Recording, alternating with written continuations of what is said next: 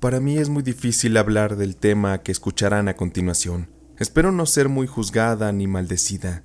Solo son cosas que ocurrieron en mi vida y que han sido muy duras de lidiar. Durante mi juventud, que sería hace más de 30 años, tuve una adolescencia muy difícil. Con la ausencia de un padre en casa, mi madre tuvo que trabajar largas jornadas para sacar adelante el hogar. Por tanto, yo atendía los quehaceres y me dedicaba a estudiar la preparatoria. Aquel entorno donde vivíamos era muy duro, muy difícil. Era un barrio pobre y había mucha delincuencia. Y pronto yo me fui dejando envolver en su lado oscuro. Comencé a juntarme con algunos chicos de la cuadra, algunos otros también de la prepa. Y como yo solía tener la casa sola casi todo el día, en ocasiones los dejaba pasar para fumar marihuana, beber alcohol y charlar un poco. Entre nosotros el ambiente era de amigos, pero mucha gente del barrio no era buena, y a mí me tocó lidiar con aquello de una forma que me marcaría de por vida. En una tarde los chicos irían a casa para pasar el rato, pero a mí me había tocado esa ocasión ir con el contacto que me vendería la hierba. Aquel era un sujeto muy temido y peligroso, y sobre todo muy conocido en el barrio. Le decían el Chabelo. Era un tipo grande, intimidante y con sobrepeso. De él se decían muchas cosas, incluso que ya había matado. Era un despiadado y no tenía misericordia con nadie. Darían cerca de las 10 de la mañana. Mis amigos me esperaban en la casa, y yo tuve que ir a recoger la hierba a la casa de ese tal Chabelo. Me acompañó un amigo que estudiaba conmigo, pues esa ocasión nos habíamos ido todos de pinta. Al llegar a la casa de ese hombre, de inmediato me miró de la cabeza hasta los pies, con unos ojos de deseo que me intimidaron. Cuando entramos a la casa para recibir el paquete, otro de los tipos que estaba ahí agarró a mi amigo y lo sometió de un golpe en la cabeza, dejándolo inconsciente al instante. Y el otro tipo, el tal Chabelo, me tomó a mí, con las más oscuras intenciones. Sentí asco de inmediato de pensar en lo que estaba por suceder. Aquel tipo era muy fuerte, tanto que no logré hacer nada con mis forcejeos. Él me dio un par de golpes en el rostro, y el otro sujeto que lo acompañaba me apuntó con una pistola en la cabeza y me dijo que me pusiera flojita o me iba a cargar la chingada. Mientras tanto, el otro hizo con mi cuerpo cosas que me traumaron de por vida. Ese hombre abusó de mí con violencia y sin piedad. Al terminar me lanzó fuera de su casa como si yo fuera un pedazo de basura. Nadie de los que iban pasando, que vieron la escena, hizo algo por defenderme. Aquel sujeto, como dije, era muy temido y tenía influencia con la policía. Era evidente que no le iban a hacer nada.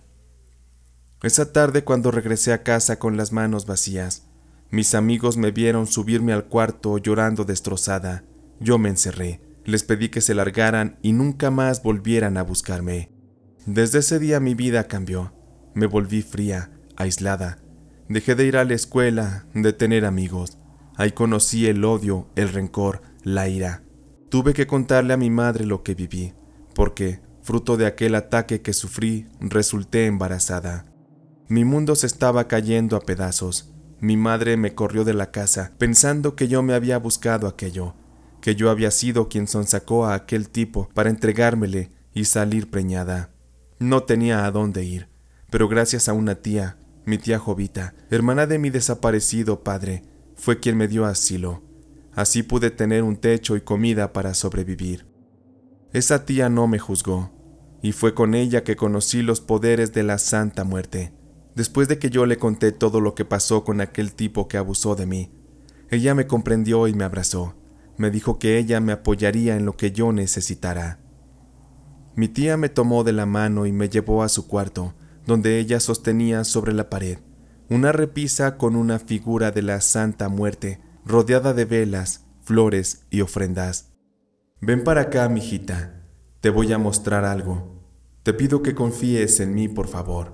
Mira, Carolina, esta es la Santa Muerte. Ella es la niña que me cumple mis peticiones, siempre y cuando sean para una causa justa. Y creo que lo que tú estás viviendo tiene una muy fuerte razón para que pidamos justicia ante ella. Si tú me lo pides, Carolina, y me lo permites, podemos pedirle a la Santa Muerte que interceda en tu caso y te dé venganza. Lo único que debes hacer a cambio es que si le pedimos eso a mi santita, Tú deberás prometerle lealtad. Le rendirás tributo durante toda tu vida. La vas a querer y la vas a cuidar, así como cuidas de ti. Si lo haces, te aseguro que tu vida va a cambiar y estarás mucho mejor. Sin embargo, si cambias de opinión en el camino, te aseguro que te ocurrirán cosas de las cuales te arrepentirás. Yo me sorprendí ante el aspecto de la Santa Muerte. Jamás antes la había visto. Me sentí intimidada ante el poder que mi tía decía que tenía esa figura. No supe qué hacer, pero recordé lo que sentí en manos de aquel bastardo, todo el miedo que me hizo sentir, y cómo me había echado a perder mi vida con ese embarazo. Terminé aceptando lo que mi tía me ofreció, y le dije que yo quería venganza por lo que aquel maldito me hizo. Muy bien, mi niña. Entonces, si ya lo decidiste, ven y acércate a la Santa Muerte. Bésale la frente como muestra de tu devoción y júrale tu lealtad. Prométele tenerla siempre a tu lado. Verás cómo ella no te va a fallar. Yo me acerqué a la Santa Muerte y le pedí que acabara con el hombre que me destruyó la vida. Yo mencioné su nombre y lo describí ante la figura de la Santa Muerte, y con todo el odio que yo sentía, le rogué que lo hiciera sufrir, que le diera una horrible muerte, para que ninguna otra mujer cayera en sus asquerosas manos, ni fuera abusada por él. Fue imposible no llorar y sentirme mal. Mi tía me abrazó y juntas nos pusimos a rezar. Pasamos un rato dentro de su cuarto, y después cenamos algo y nos fuimos a dormir. Fueron pasando los días, las semanas. Mi panza iba creciendo, y yo aún no aceptaba la responsabilidad que tenía en mi vientre. Había ratos en que yo deseaba que no naciera ese bebé. Sentía que era una maldición en mi vida, producto de aquel despiadado ataque en mi contra. Para ese entonces, yo dudaba un poco del poder de la Santa Muerte, pues aquel que fue mi agresor andaba libre y causando estragos. Parecía intocable, invencible, pero con el tiempo me di cuenta de que todo llega en su momento y a sus horas justas. Pasados los 9 meses, yo fui a dar al hospital para dar a luz a mi pequeña hija Clara. El parto ocurrió sin complicaciones, y al día siguiente mi tía Jovita me llevó a casa, justo cuando me dieron de alta para que así yo comenzara con mi nueva etapa de madre. Mi tía Jovita andaba muy rara. Ella me estaba ocultando algo, pero después de preguntarle un par de veces qué le estaba pasando, ella me tuvo que contar algo que me dejó helada. Mira, Carolina, no quise decírtelo, porque luego con las noticias fuertes se te puede secar la leche para la bebé, pero sé que de todos modos te vas a enterar. Es mejor que yo te lo diga. Fíjate que anoche en la madrugada, justo en el momento que tú estabas dando a luz, resulta que alguien atacó a tu agresor, al padre de tu hija. Entraron a su casa y lo ultimaron cortándole la cabeza. Después prendieron fuego a la casa y su cuerpo quedó reducido a cenizas junto con todo su maldito negocio. La cabeza del tipo nadie la entregó. Seguramente se la llevaron sus verdugos para mostrarla como prueba de la hazaña. Lo raro de todo esto es que parece que, a la misma hora que tu hija nacía, aquel hombre estaba muriendo. ¿No te parece que eso es una prueba muy grande de los poderes de mi santita? Tú estabas dudando, pero piénsalo. No hagas a la santita a un lado de tu vida. Ella ya te cumplió. Y si tú no haces lo mismo, las cosas de verdad que se te pueden complicar. Además de todo esto, estoy preocupada, Carolina. Me genera angustia que tú no quieras a tu hija. Sé que no viene de una relación llena de amor, ni la deseabas, pero estoy segura de que por algo llegó a tu vida. Ámala, por favor. No la abandones ni le hagas una vida de infierno. No te conviertas en algo similar a lo que fue tu padre. Demuestra que tú eres distinta. Todas las palabras de mi tía Jovita estaban llenas de sabiduría. Con aquello, entregué una fe más pura a mi santísima muerte y comencé a pedirle solo las cosas necesarias para estar bien y para salir adelante, nunca con avaricia ni ambición desmedida. Con todo aquello, apoyada de mi tía Jovita y de mi santa muerte, conseguí un trabajo que me permitió rentarme una casita para mudarme a vivir ahí con mi hija Clara, y donde pude ponerle también su altar a mi santa muerte. Yo le agradecí todos los favores a mi tía Jovita y le abrí las puertas de mi hogar por si ella necesitaba alguna ayuda en cualquier momento de su vida. Mi existencia comenzó a verse más iluminada comenzaron a pasarme cosas buenas y poco a poco fui dejando de lado ese odio y el oscuro pasado que me marcó de esa forma tan terrible. Fueron pasando los años y Clara ya era una adolescente. Físicamente ella era la copia al carbón de su padre. No solo en el aspecto físico, sino también en el carácter eran idénticos. Clara en esa etapa se mostró muy rebelde e insoportable. Ella y yo teníamos muchos problemas, porque Clara deseaba mucho ya salir a las fiestas de la prepa y conocer chicos. Ella me había pedido muchas veces permiso para tener novio, pero yo se lo negaba. Y es que yo pensaba en las cosas que me tocó vivir a su edad y en los peligros de la calle.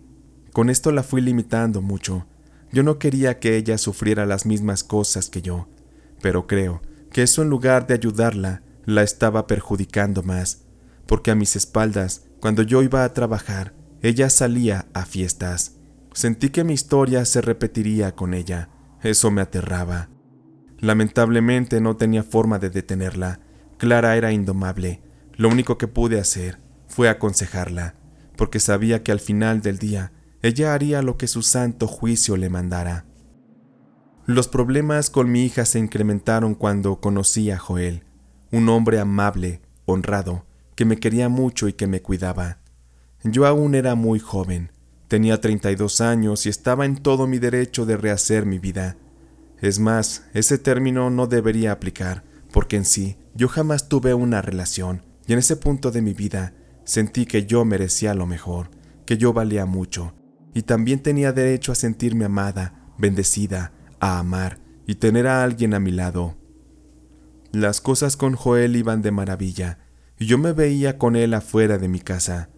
Mi hija Clara ya sabía que yo salía con él, pero jamás los había presentado, porque mi relación aún no se formalizaba al punto del matrimonio. Pero ese día tenía que llegar. Joel se me declaró y me pidió que fuera su esposa. En ese momento yo fui la mujer más feliz del mundo. Era algo que siempre soñé con él, durante mucho tiempo. Pero me llevé una triste sorpresa cuando supe que a Clara no le gustaba para nada la idea de que yo formalizara esa relación. Ella me reclamaba que no era justo que yo sí tuviera una pareja y ella no.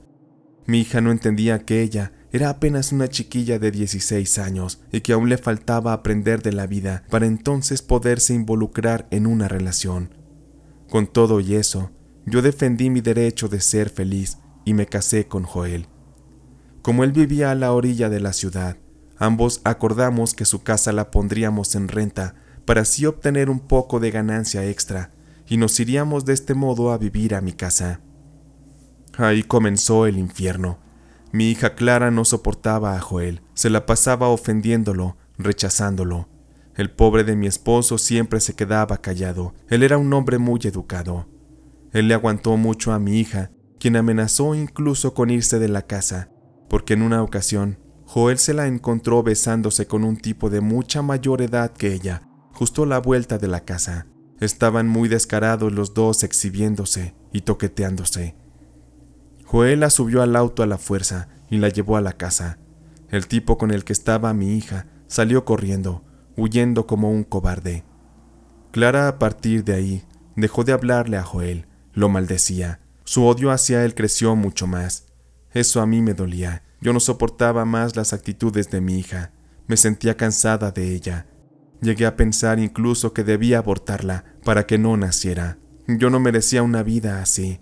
Fui condenada a lo que estaba viviendo y no era justo que yo tuviera que sacrificar mi felicidad personal. Pero además de mi hija, había otro problema. La exesposa de Joel con la que vivió por casi 10 años había estado buscándolo para que regresara con ella. Esa mujer le hizo la vida imposible a mi marido durante muchos años y Joel salió huyendo de ese matrimonio con una demanda de divorcio que terminó ganando. Pero ahora, como lo veía feliz, la mujer estaba buscando que él estuviera a su lado y nos dejaba recados afuera de la casa, donde decía que amaba a Joel y que por favor la perdonara. La mujer era brava, porque atreverse a invadir nuestra vida a ese nivel era algo grave. Yo no sé cómo habrá conseguido nuestro número de la casa, pero muchas veces nos marcaba haciéndose pasar por cualquier otra persona, con tal de que Joel le tomara la llamada. Todo aquello se volvió una pesadilla. Joel le pidió que dejara de molestar. Incluso yo fui a su casa a pedirle que nos dejara en paz. La mujer, muy enojada, salió y me amenazó de muerte, y me dijo que si Joel no regresaba con ella, entonces no debía ser para nadie. La mujer me dijo que ella estaba hablando en serio respecto a sus amenazas, y que me arrepentiría de no hacerme a un lado. Yo le dije que no le tenía miedo, y que por mí podríamos llegar hasta las últimas consecuencias. La mujer así estuvo molestando por mucho tiempo, y con ese problema más los que tenía en la casa con mi hija, que cada vez estaba peor con Joel, todo se empezó a poner de verdad muy mal. Y es que el infierno pronto se nos hizo caer en la casa. Una situación triste e indeseable comenzó a ocurrirle a Joel, quien comenzó a sentirse muy mal. Él se caía de ir caminando, tenía mareos y dolores muy fuertes de cabeza. Vomitaba todo el tiempo y su salud se deterioró en cosa de pocas semanas. Él tenía que estar acostado todo el tiempo porque fue perdiendo la movilidad en brazos y piernas. Después perdió el habla. Le hicieron estudios y estos arrojaron que en su cerebro se habían formado 2 tumoraciones muy extrañas que estaban afectando las funciones motrices y del lenguaje. Lo peor de todo es que los médicos no dieron esperanzas de que él sobreviviera. Aquello se había desarrollado muy rápido. Yo hice muchas oraciones a la Santa Muerte para él. Sin embargo, Joel terminó perdiendo la batalla y murió de una forma muy triste. Eso me dolió en el alma. Él era un buen hombre y el único con el que pude haber hecho una vida feliz. Yo no me explicaba las razones de por qué tan repentinamente él murió. Muchas cosas me daban vuelta en la cabeza. Me llegó incluso la idea de que su ex esposa le hizo brujería, y de inmediato me arrimé al altarcito que le tenía yo a la Santa Muerte y comencé a platicar con ella. Yo le pedí que me diera una señal para saber si mi esposo había sido embrujado, pues todo apuntaba a que esa había sido la causa de su muerte. En ese instante que yo hacía las preguntas a la santita, yo comencé a llorar porque obtuve una clara respuesta. Mientras yo hacía mis peticiones, se fue la luz en la casa. No podía creer lo que estaba pasando. Yo me encontraba sola en la casa, así que seguí rezando y pidiendo con coraje en mi corazón que si a mi esposo alguien lo había embrujado para matarlo, yo quería que se le regresara todo el mal multiplicado, que sufriera como él sufrió, sin piedad ni misericordia. Le besé la frente a mi santita. Yo estaba dispuesta a llegar a las últimas consecuencias. Con la muerte de Joel me destruyeron la vida, pero pronto yo descubriría que en efecto alguien lo había embrujado. Pero no había sido su ex esposa como yo lo había imaginado. Quien hizo aquel trabajo, me duele decirlo, pero fue mi propia hija. Y lo supe porque un mes después de la muerte de Joel, mi hija también enfermó de algo muy similar a lo que él padeció. Saber eso me destrozó el alma, porque no hubiera esperado algo así de mi propia hija, de mi propia sangre. No imaginé que su odio hacia mi esposo la llevara a tanto. De inmediato mucho odio me llenó el alma. Yo veía a mi hija, y se me venía a la mente la cara del hombre que alguna vez me hizo daño, pues su parecido era idéntico. Ahí supe que Clara sería igual que su padre, una persona que solo se dedicaría a hacer daño y destruir. Yo, muy decidida, no permitiría que nadie más sufriera en sus manos. Yo no intercedí por ella ante la Santa Muerte para que se curara. Mi hija debía enfrentar su destino y las consecuencias de lo que hizo, porque estoy segura que ella debió usar para mal los poderes de la Santa Muerte. Eso creo, porque es lo único que aprendió de mí respecto a la brujería. Desconozco si ella habrá hecho algún otro tipo de ritual para dañar a Joel. Eso es un secreto que ella se llevó a la tumba. Pues después de 2 meses de agonía y sufrimiento, mi hija Clara perdería la vida. Ahora me duele mucho su muerte y la forma en que ocurrió, pero en su momento no sentí nada. Yo estaba muy dolida con ella por lo que hizo y sentí que la odiaba. Esos eventos me cambiaron la vida por completo. Llegué a pensar que la felicidad no sería para mí. Con tantas cosas horribles sobre mi espalda, yo ya no sé si haya oportunidad de que yo tenga una vida tranquila. En la actualidad ya soy más grande de edad. Me he vuelto una mujer callada y solitaria. En ocasiones la culpa me envenena el alma y siento que no merezco vivir. Pero aún así, nunca he vivido la vida que deseé.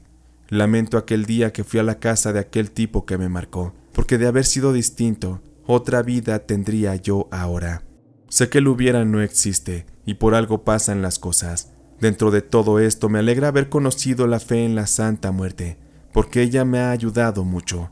Ella ha cumplido su parte en mi historia de vida y en todas mis peticiones, y hasta el día que yo muera tampoco le fallaré, porque sé que su luz estará conmigo, incluso más allá de mi muerte. Antes de cerrar el episodio, quiero aprovechar para mandar rápidamente unos saludos. Para Luz de Perú, que le gusta relajarse con las historias. Para Yoshimar Velázquez, que nos escucha en México. Para Ariel Hernández en Chile, que le gustan mucho estas historias de la Santa Muerte. Para Flaquita Ruano, que siempre nos acompaña en Guatemala. Para Mari Polanco. Para Vanessa y sus compañeros de trabajo que siempre nos escuchan. También para Juan Manuel Benítez en Anaheim, California. Para Silvia Reyes y su esposo en Arlington, Texas, que también siempre nos escuchan. Sin más, podemos ir en paz. Esta noche de relatos de terror del gato ha terminado.